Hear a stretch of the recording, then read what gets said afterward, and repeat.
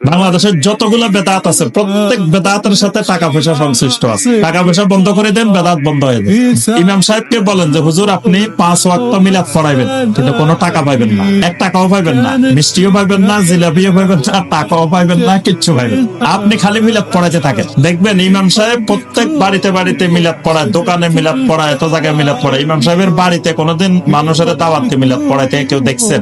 আমি দেখি না এই পর্যন্ত কোনোদিন। যে ইমাম সাহেব সারা দুনিয়া ব্যাপী মিলাদ পড়াইতেছে, মিলাদ যদি এত ফজিলত এত বরকত, তো তার বাড়িতেও তো তার ঘরেও তো প্রতিদিন পড়ানোর দরকার। কি কিন্তু তার ঘরে পড়া কেন পড়ায় না? এও জানে এটা বালতাবাজি, কিন্তু একটা মিলাদে 1000, 2000, 500, 5000ও আছে, কোন কোন মিলাদে 5000 টাকা হাদিয়া আছে। তাহলে এই যে আরাদিন মিনাদ দুনিয়া, নবী সাল্লাল্লাহু আলাইহি ওয়াসাল্লাম দুনিয়ার সামান্য তুচ্ছ তুচ্ছ জিনিসের মাধ্যমে এরা দিন বিক্রি করবে। এদেরকে যখন জিজ্ঞাসা করবেন আপনি মিলাদ কি বেদাত না, কয় মিয়া দরুদ পড়া কি বেদাত? দরুদ আর এটা কি এক জিনিস হলো? হে কিন্তু আপনারা দরুদের দলিল দিয়ে এটা বুঝাবে, সেও বুঝে এটা আসলে দরুদ আর এটা এক জিনিস না, এটা ভিন্ন জিনিস, ওইটা ভিন্ন জিনিস, কিন্তু ওই যে আরাদিন মিনাদ দুনিয়া, সে দিনটাকে বিক্রি করে দিচ্ছে।